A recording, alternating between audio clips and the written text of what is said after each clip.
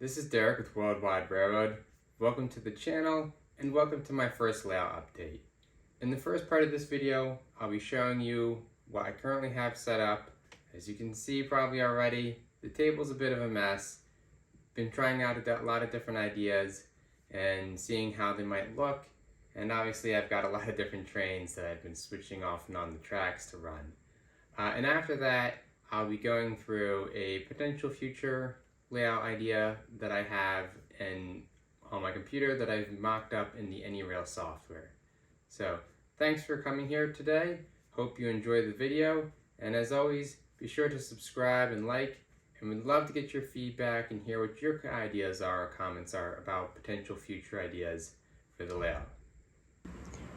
Okay, so here's the current layout. As you can see, I have two loops. One is 072 on the outside, the other is 060 on the inside, and then there's the standard gauge in the middle, and that's an 048 curve there. I've actually built the layout currently on those heavy-duty folding tables that you can pick up at Costco. I found them to be useful at being able to set up a sturdy surface real quick. I'm not sure how long this layout will necessarily be in this room, so I didn't want to necessarily get something too permanent that I might wind up pulling down within the year or two. So here's where we are at the moment. And I did start to do a raised track as well. However, I paused on that because I'm still trying to figure out what I want to do with the track on the main level. So until I've decided that, I figured it'd be best to pause with doing a raised loop as well, or at least get a little bit more figured out here, and then we'll move forward with that as well.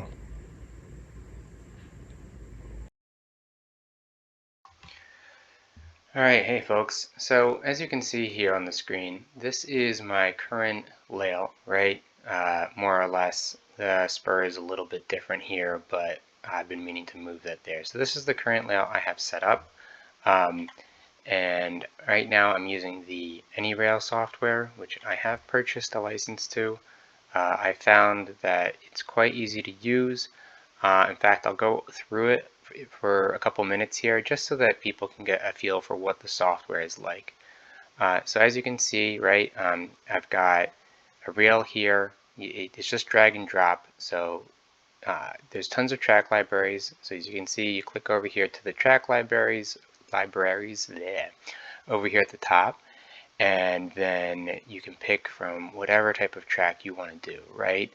So for me, I'm using Lionel and Fast Tracks. So it's not that one. Where's Lionel?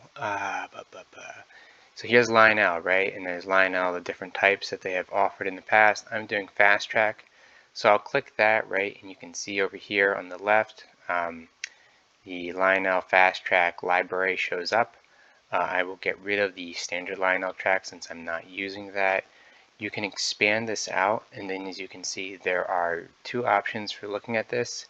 You can do short tool tips, right, or not. Small track icons if you want it shrunk. I don't, so I'll get rid of that. And you can do description versus part number. I prefer the description, and as you can see, if you mouse over the different sections, you'll get even more details than what you see in the description below the track. So like I was saying, it's as easy as drag and drop, right? So you just like take the 048 curve here, right? And then you take another piece, and when you see those blue dots, you can let go and it will connect. And when the track is connected, you'll see a little white dot here in between the two pieces to signify that they are connected. And once you have a piece connected, they'll move together, right? You can see all of this moves together when I do that. Very much like a Word document, if you do Control Z, you can undo the changes that you've just done, which is great, quite intuitive. So yeah, now if you click delete here, right, it will delete just that single piece. So you can also click delete here, and I will. So like I was saying, this is my current layout. As you've seen in the short clip before this, In the middle here, I've got the standard gauge track, obviously, but I am looking to move that to either a ring around the top of the room or somewhere else, so that I can really refine this into a single scale O gauge layout. So in order to do that, right, it's got to go in the middle. And the big question is, what do I do going forward from there? Like, I'd like to add more and be able to keep more rolling stock on the table at once. And then, obviously once I've figured out my track plan, I'll begin to add buildings and stations and all of that. So what I have done here is I've gone to, let me open up the other one. So we'll go to open. I've created another. This is the alternate future layout. I'm not going to change any, no, I don't want to save the changes. So this is the potential future of the layout. Now, one thing that you'll notice here, right? So with the standard gauge gone from the center, I'm able to create a number of sidings right in the middle of the 060 loop. I think that would be nice, right? It will allow for a lot of rolling stock to be kept in here that I can switch out, and also different engines, so that once I've put them in on that track, I don't have to keep reaching over to move them, which will be convenient as well. One of the big questions is whether or not I also want to connect the inner loop with the outer loop, right? And or do I also want to just create a third inner loop with here, right? I'm not sure about all that, but would love to hear people's thoughts and comments. Everything on here is still a work in progress. Nothing has been decided completely. As you can also see over here, right, these are not attached here. So if I, let me just disconnect this large single section here. So right now my issue is if I connect this here, right, and connect this here, you'll see that if I take the long 30-inch section of fast track, that it is like, I don't know, a quarter of an inch short here, maybe half an inch roughly. Very difficult to tell, really. And I messed around with a bunch of the different, smaller sections of fast track, but I keep coming up short by, it doesn't quite, it either overlaps by a hair or does not come short by a hair. So may need to cut a custom length piece of fast track to make this work if I want to have this second siding here on the big outer main line. So need to figure that out as well.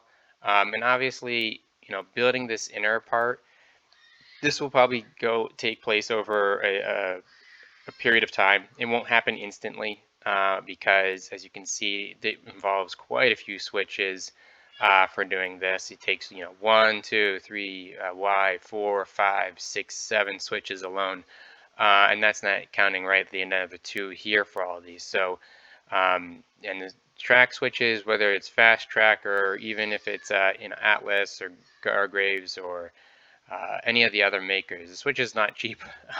It's expensive, so definitely will be a bit of time before all of this comes to be, and I'd like to have even a raised loop as well.